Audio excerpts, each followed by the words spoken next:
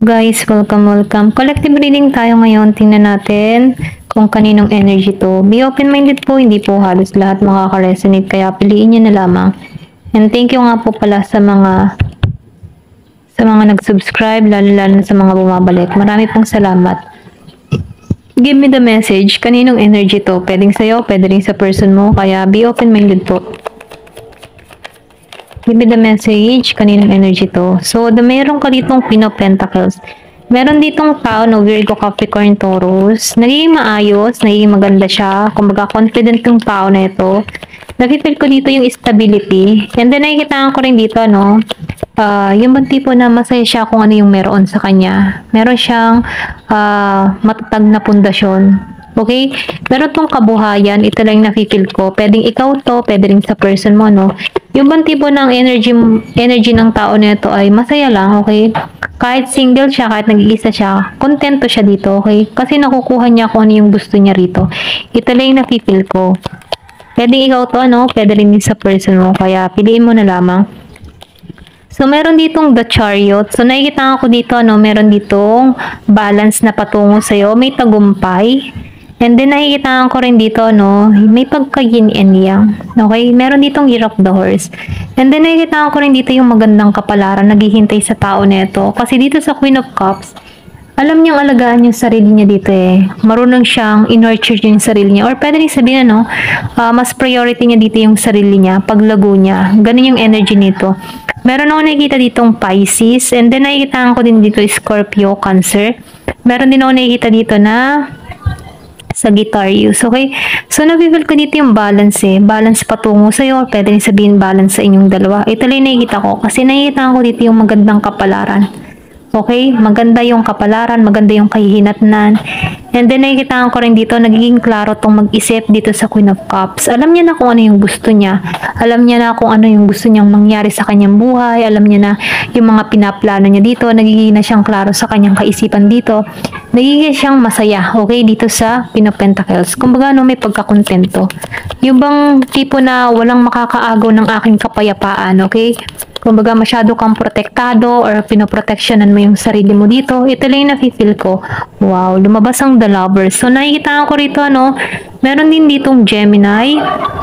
Meron din ditong Gemini, Aquarius, and Libra. So, nakikita ko rito, no, yung iba sa inyo, meron ditong tao na minamahal ka pa rin. Andun pa rin yung love ng tao neto, okay?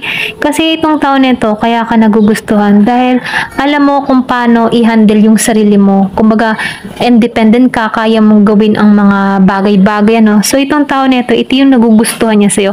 Pwedeng new person to, pwedeng ma-attract mo to, no? Kasi napipil ko dito sa Six of Swords, meron ka ditong nakaraan or masakit na karanasan before na meron kang inalisan na sobrang bigat, okay?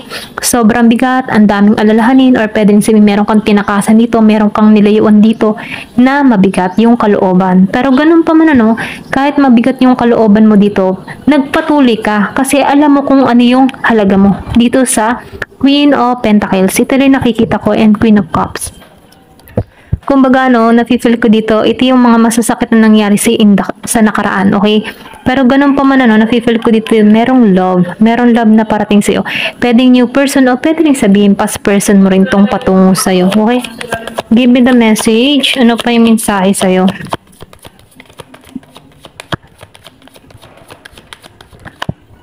Meron ka dito na 2 of Swords reverse and 8 of Cups reverse.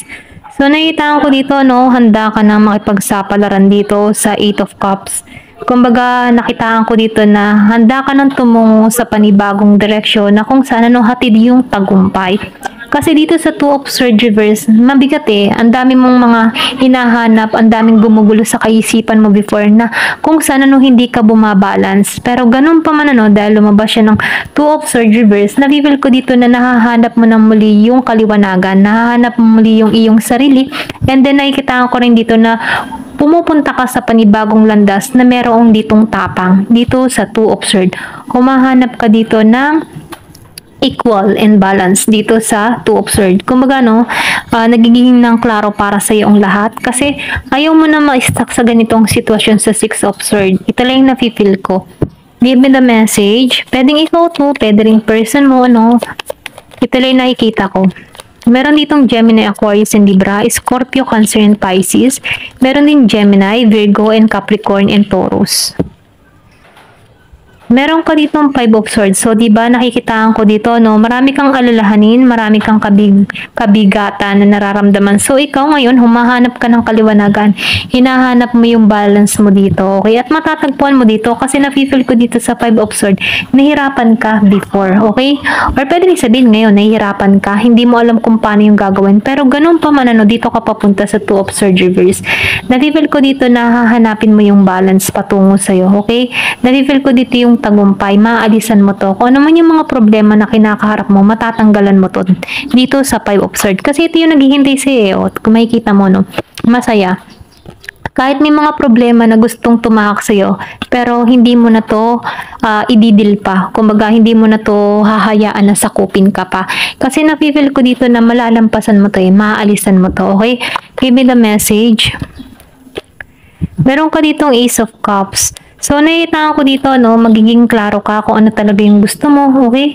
Or pwedeng sabihin, nangyayari nito. Alam mo, meron kang minamanifest, meron kang hinihiling dito.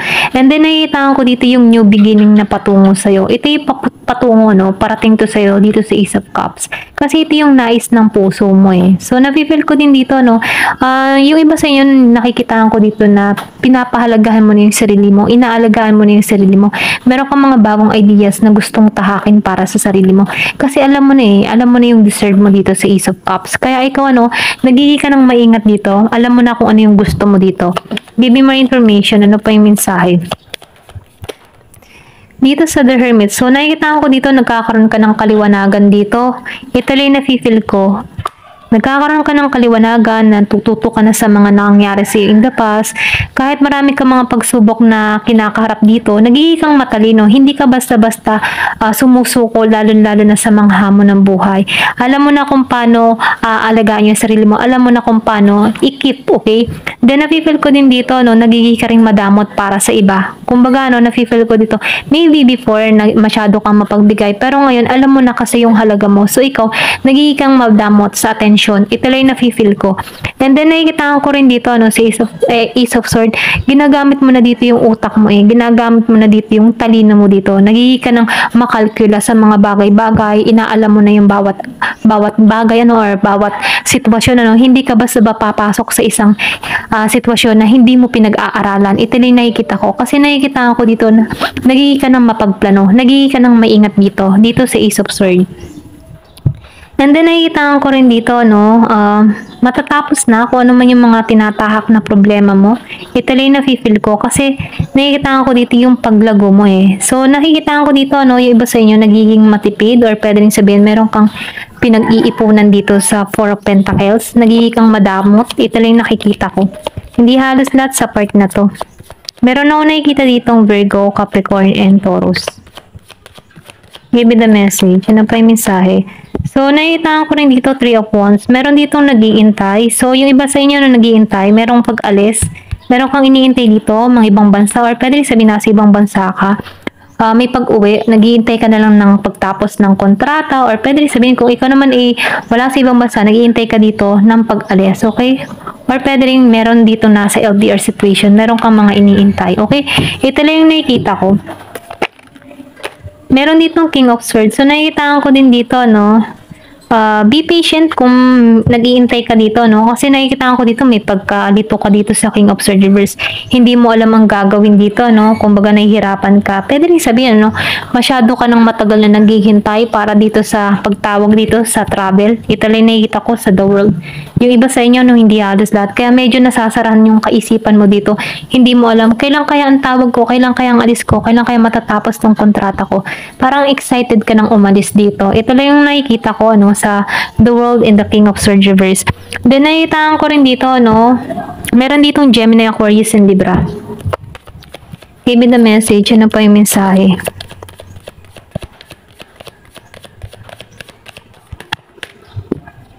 Meron ditong Seven of Swords and Page of Swords. So, nakita ko dito, no, yung sa past mo, marami kang experience na masasakit. Meron ditong betrayal na naganap, may panlulokong nangyari sa iyo. Meron ka ditong inalisan, or pwede rin sabihin na disappoint ka sa isang tao. Pero ganun pa man, no, kahit ito yung na-experience mo dito sa Page of Swords, natuto ka, nagiging kang matalino. Alam mo na kung ano yung mga dapat gawin. Alam mo na kung paano pahalagaan yung sarili mo. So, nakikitaan ko dito yung pagiging wais mo. Marami ka ng karunungan, marami ka ng nalaman, and then nakikitaan ko rin dito na itong mga naranasan mo ay isang experience na aral para sa'yo. Then, nakikitaan ko rin dito, no, meron ditong mensahe na parating sa'yo. Meron ditong nagmamahal pa rin sa'yo dito sa Page of Swords. So, itong tao na ito nakatanong sa'yo, or pwede rin sabihin sinusubaybayan ka ng tao na ito.